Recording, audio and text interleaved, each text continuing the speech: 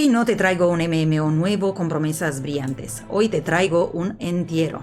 El de Tarisland, ese MMORPG que salió con tanto ruido que lo llamaban el sustituto de World of Warcraft para China y para el mundo, que muchos pusieron en su lista de deseados y que cierra por desgracia el 4 de noviembre de 2025. Vamos a hablar de qué fue, qué quiso ser, por qué pinchó y qué podemos aprender de este fracaso de Tencent, porque sí es triste pero también útil. Y ahí va la pregunta, ¿qué era Tarisland? Pues Tarisland se lanzó el 21 de junio de 2024 para PC, Android e iOS, con soporte cruzado entre plataformas. Tenía 9 clases jugables, mazmorras grandes, raids, misiones PvP, exploración del mundo abierto, interfaz pensada para móviles y PC. Bajo el sello de Tencent, Level Infinite, lo vendieron como grande, bonito, ambicioso. Muchos lo veían como el MMO que debía llenar el hueco cuando WoW dejó de funcionar bien en China. Pero ahora mismo nos topamos con el anuncio del entierro y hay fechas y detalles. El juego cerrará oficialmente sus servidores el 4 de noviembre de 2025 a las 00 de la noche. Ya han desactivado nuevas registraciones y la tienda interna de pagos, o sea, ni siquiera puedo probarlo ya. Hasta el cierre, quienes ya tengan cuenta podrán seguir jugando y usar sus compras y objetos. No borran nada inmediatamente, pero advierten que tras el cierre todos los servicios desaparecerán. Pues normal. Pero qué mala noticia. A ver, ¿qué prometía este juego y qué fue que no cumplió?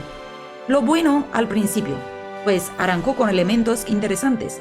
Clases variadas, estética decente, crossplay, tenía en teoría lo que muchos MMOs necesitan. Apelaba al público que extrañaba WoW. Dungeons, raid, misiones de equipo, ese tipo de contenido cooperativo que da sentido a jugar con amigos. Y después nos preguntamos, ¿qué falló? Pues no logró diferenciarse. Muchísima gente decía que se parecía demasiado a WoW. No es malo inspirarse, pero si todo lo que haces parece otro WoW, sin alma propia, no rinde. Y eso encima comparándote con el gigante. Las actualizaciones fueron lentas, prometieron temporadas, seasons, pero pronto se quedó sin noticias interesantes. Más silencio que parche nuevo. La versión de PC fue criticada por estar muy adaptada a móvil. Menús, interfaz, mecánicas que parecían diseñadas para tocar con dedos, no para teclado y ratón. Eso le quitó atractivo a quienes queremos jugar como debe ser. Problemas de identidad. Sí, lo sabía. Si haces un juego para reemplazar a WoW, la gente espera un mundo gigantesco, comunidad fuerte y contenido variado. Si no lo das, pues el anzuelo se rompe. Y eso es lo que pasó básicamente. Y sobre la comunidad y las reacciones, bueno, muchos jugadores dicen que al principio lo intentaron. Raid con amigos, momentos buenos, pero que se quedó en promesa. Y en Reddit ya se veían advertencias, espacios vacíos en la hoja de ruta, falta de actualización y mucho silencio. Hay muchas críticas de que algunas clases estaban bloqueadas según género, lo que no gustó nada. Prometieron solucionarlo, pero ya no dio tiempo. Y sobre lo que pienso yo, pues no me dio ni tiempo probarlo. Ya sabes cómo lo veo, hubo ilusión, claro, ver un MMO global cruzado, con estética decente, lo conocen todos. Muchos entramos con ganas de que fuera nuestro WoW moderno, pero ilusión no es suficiente. Si no mantienes el juego vivo con contenido real, si no escuchas a los jugadores, si no das razón para seguir después del hype del día 1, mueres rápido. Y así pasó y yo ni siquiera llegué a probarlo. Creo que uno de los errores graves fue a ponerse a competir con WoW sin tener la comunidad, sin tener respaldo serio, sin hoja de ruta fuerte. Fue ambicioso, demasiado ambicioso para lo que lograron producir. Y otra cosa, Tencent no es un estudio indie pequeño que puede equivocarse y aprender lento.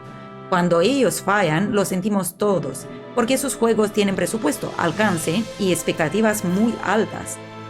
Entonces, chicos, ¿qué podemos aprender nosotros de todo eso? Para ti, para mí, y para cualquiera que haga contenido MMO. Que prometer mucho es barato, pero cumplir cuesta sangre. No vendas que vas a reemplazar a WoW si aún no tienes lo que hace fuerte a WoW. O sea, comunidad, actualizaciones constantes, contenido que mantenga a la gente. que adaptar algo móvil primero a PC no basta. Si no logras que se sienta natural en PC, los jugadores de PC no quieren que les digas esto era para móvil primero como excusa. Que el silencio es peor que las malas noticias. Si el developer comunica poco, la comunidad muere, la ilusión baja y ya no importa lo que saques porque ya no tienes gente esperando. Y a mí ni siquiera me has pillado por ahí. Así que sí, chicos, Tar Island se nos va en noviembre. Será ya solo nostalgia, pantallazos, conversaciones de recuerdo. ¿Te acuerdas cuando quizá algunos jugadores logren exprimir lo que queda, hacer eventos finales, despedidas, hacer screenshots, memes? Eso lo guardas tú, lo guardo yo también. Bueno, yo no tanto porque no llegué a hacer ningún screenshot, pero no podemos fingir que no pasó.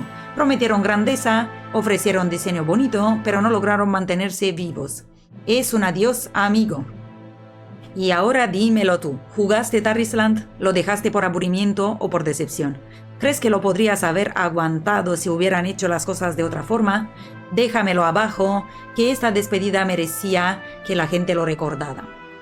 Si te ha gustado este funeral MMO Style, dale like, suscríbete, comparte con ese amigo que todavía lo jugaba y que sepa que no estás solo en el olvido. Yo soy Dido, esto fue Tar Island por desgracia, el MMO prometido que nunca aprendió a mantenerse vivo. Y nos vemos en el próximo vídeo, donde esperemos que el siguiente juego no termine en el cementerio como este.